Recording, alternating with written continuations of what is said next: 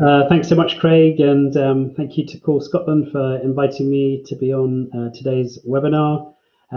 It's probably 3 or even 4 years since I've been to one of your events up in Scotland, and I very much look forward to coming again to another one because they're very informative and I meet lots of terrific educationalists. So in the last couple of years, mainly my colleagues have been coming up and doing informative presentations and giving updates, as it were. So, however, today quite a few of them are furloughed, and so I'm the lucky one called upon to do today's presentation.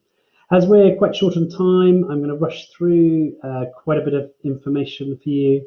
But if you do have any questions, feel free to send me an email or something. My email is jack@scanningpens.com. I'm the co-founder and CEO of this company. We've been doing this sort of business for about 16, 17 years.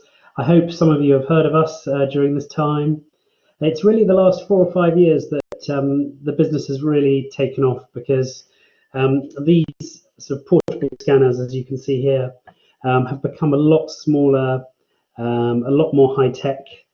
They now all use cameras in the end, so they're very fast, very accurate, and they've got quite a lot of memory inside, so you can have really good voices and accents in different languages. In the last year, we've actually added Irish accent, Australian, and we've added a Scottish accent too, because it then means people can customize the pens for their own need. We've also made a lot of improvements to the pens. Generally, you can change the speeds, you can have punctuation pauses, you can even lock out some of the settings on the menus to make it more suitable for an individual, so you can turn off some of the functionality. The pens are still really relevant today. I mean, people may say to you, oh, it's all about apps and all the rest, but actually we've all got so many books and resources and handouts everywhere. These paper-based items are very prevalent, and it's really important that we give young people and adults other ways of accessing information. And so devices like this can just mean that you can be working on printed materials and scanning over words or lines of text very quickly, hearing them aloud, and then moving on. And we think it's a very fast, accessible way of allowing someone who maybe gets stuck on individual words to quickly interact with items they're not sure about. And then, if they're still not sure after hearing the word, let's say the word psychology, it's really difficult for even someone without dyslexia probably to read that word.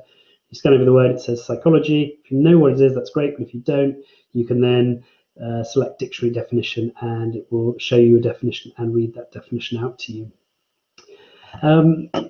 It's really important with text-to-speech that you see the words on the screen being highlighted to you whilst you hear them at the same time. Quite a lot of research has been done into that, and that kind of multimodal, I think they call it in the States, approach where you hear and see things at the same time is very good for taking on comprehension and knowledge, as it were. So we really advocate for seeing and hearing at the same time and the power that brings. And that's a little bit different from perhaps an audiobook where you might just be listening and not interacting with the text, as it were.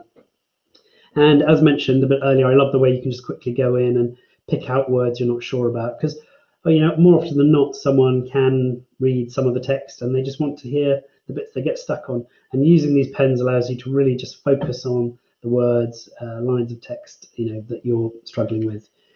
The pens are great because you don't have any need for Wi-Fi connectivity. Everything is stored on the pen that you need. And also it's got a battery, so the battery lasts about 8 hours long. So you should have a whole week's worth of scanning without needing to recharge the device again, as it were. I'd also say another great thing about these pens are they are distraction-free. And I say that as a dyslexic person. I got an assessment when I was 14, and I got extra time and various sorts of accommodations. But I know as a dyslexic person, I get very distracted, or I get easily distracted. And so the fact that you can be with your book or handout and you can just be working on that one document and not getting too distracted, I think that's really powerful. And You could say, well, I've got an app on my phone, or I'm going to use my computer and scan stuff in and read it aloud. But what I would say to you is, this does not have email, this doesn't have Snapchat, this doesn't have internet, this doesn't, the nature of it being a device dedicated for reading, it means that there's not all this other stuff on there. So I think that's quite important, that it's a distraction-free piece of assistive technology. Just to give you a quick rundown of the different pens. So you've got the ReaderPen, which is white, and this one includes a dictionary for looking up meanings of words. We've recently added the Oxford Primary Dictionary, which is a really nice, simple, easy to use dictionary.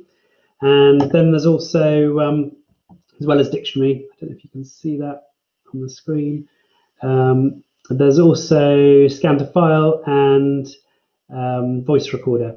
Now, the scan to file means you can actually go to the library and you can capture lines of text in, do your research, bring it back, load it onto the computer. And the scan to file feature, you can also use it while connected, so you can scan directly to your computer, and that could be a PC, Mac, or Linux device. You plug it in and it becomes the keyboard. So if you're working on a whole bunch of books or documents, you can just quickly scan over, send that information into your Word document or Excel or wherever you are, and all that information is instantly on the screen. You could also be using that with text-to-speech devices as well, or Google Translate, or whatever you might be doing with it. So the final feature in here is the voice recorder, and that allows someone to take voice memos on the pen and save it and listen again on the pen, because the pen comes with headphones. You can also take that recording and upload it directly to your computer and listen to it again. So maybe you use Dragon, you could use this with your Dragon software that's installed on your computer to convert your audio into printed text on the screen. You could also use the voice recorder another way, which is you could record the lesson. So you could say to the teacher, look, would you be happy if I recorded today's lesson? And you can then leave the pen at the front of the class recording that lesson, and then you can listen to it again later. That won't work with Dragon, because obviously Dragon needs to be fine-tuned to your individual voice. But there are quite a lot of features on this pen which make it a really useful sort of resource that someone can use in many different ways. We then have the ExamReader pen. This is the device that's been created specially for exams and testing, and it only has the read aloud, the text reader feature on it, so scanning over and hearing aloud. And very importantly, about 5 years ago, the JCQ said that anyone could use this in any exam in England without the need for access arrangements. So that meant that any child who's struggling with any reading, maybe they've got English as an additional language, maybe they've got dyslexia, maybe they didn't quite qualify for accommodations, they can be using this pen to access the words they're unsure about in their geography paper, for example. Remember, if you can't read the question, you can't answer it. So it's really important we support young people to take their exams, pass their exams, and get the results they deserve. And they're not being tested on their reading ability in these exams, so it is really key that they have the support to help them take the exam. Cambridge, for the IGCSEs, has also allowed this pen to be used in their exams. For both JCQ and Cambridge, they have said that it's a centre-delegated decision, so the SENCO or the exams officer can decide that it can be used in those exams. And it just allows them to quickly scan over the words, hear them aloud, and the beauty is you can have the students back in the main exam hall managing on their own. The exam boards have all stipulated that it should be part of your normal way of working, so you shouldn't just be given this on the day of your exam and told to get on with it. It needs to be something you're using, confident with, and happy with, as it were. Now in Scotland, they have allowed these pens to be used in exams as well, and they have also allowed them for IB, but for both SQA and IB, you have to apply for the right to use this pen in your exams. So there is also now a third pen, which is called the Lingo Pen. It's this brown pen, and this is a translator pen. So the first two I showed you, these are in the the ReaderPen family, and these are supporting reading. This one is designed as a translator, and it works in around 10 different languages, so you can quickly scan over a line of text in, say, French, and it will translate each of those words into English underneath it. This pen also includes the line scanner and audio capture as well. We've launched recently a new pen. It's called the CPen Connect, and this is it. It is a Bluetooth scanner, and it allows you to scan directly to a device. So maybe that's a mobile phone, a tablet, or a computer. So you can, as long as you're connected up to the third-party device, you can just be swiping along, and the information you're scanning in is appearing on your device. And in that way, you may also be using your text-to-speech, or you may be using Google Translate.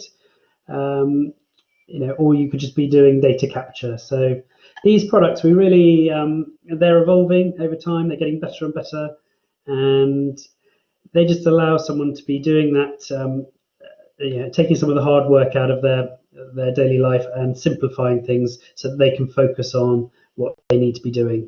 So anyway, that's the CPen Connect, and that's the fourth pen I've got here. Also, in the last year, we've had quite an exciting time. We've hired a Senko, so a lady called Julia Clouter, and she's worked for more than 20 years as a Senko in primary, secondaries, PRUs, and also local authority. And she's created a whole bunch of resources for us. So this is the Helping Hands Detective Agency, and this is a really nice sort of activity book that gives people or gives young people the option to go through and search for clues and things using their pen. And it's just a really good way to get them going. We believe it's very important to have that initial use of the pen, to be all the stakeholders are involved, the teacher, the parent, and also the different teachers. It's not just the English teacher, as it were. These pens need to be used in geography, history, maths for supporting reading, because reading is in every lesson that someone goes to. I didn't mention earlier, but the pens are used in primaries, secondaries, colleges, universities, and the workplace. So they're that adaptable. They're really for people who are aged maybe 7, 8 years and above. So that gives you some sort of feel for how people can use it. You do need to have quite good motor control, and you need to have quite good vision. If you can't see the line of text, then you're not going to get a lot of ability to scan accurately. This is the literacy passport. So this is another thing that Julie has created, and you would sit down with the student, you'd run through it, you'd ask them what things are supporting them with their everyday literacy, and whether it's apps, whether it's scanning pens, whether it's overlays, and you fill all this information in. And then this is a really nice book that could be shown to the parents, and it could also be passed around the different teachers in the school. And also, when a student is progressing from primary to secondary, let's say, this can be passed on to the next school. Anyway, that's another thing we've developed, and all these resources are available on our website.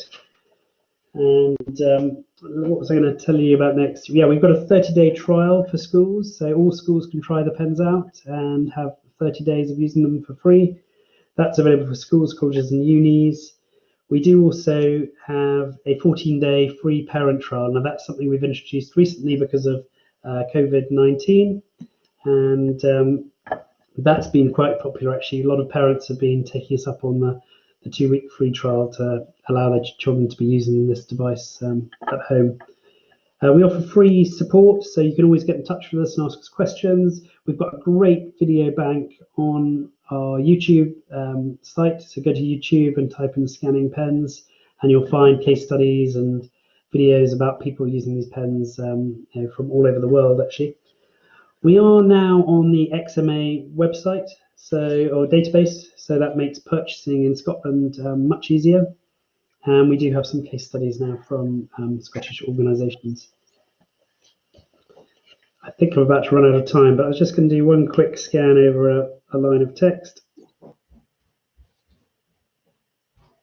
contrast between her heterochromatic eyes seemed. So there we go. You can see I very quickly scanned over a word or line of text, and it read aloud to you. Craig, I think that's probably my time up, isn't it, really? Yeah, great. Thanks, Jack. It was good to see those 2 new pens. Hadn't seen them before. Well, yeah, we're constantly doing new things and updating stuff. So Yeah. anyway, I'm really pleased to have updated today. Yeah. Do you want to quickly just tell people your the web address for the website and your email address before we finish? Yeah, so the website's called scanningpens.com, and we've recently updated it. So there's loads of new information and things on there for you to be able to see. And my email is jack@scanningpens.com.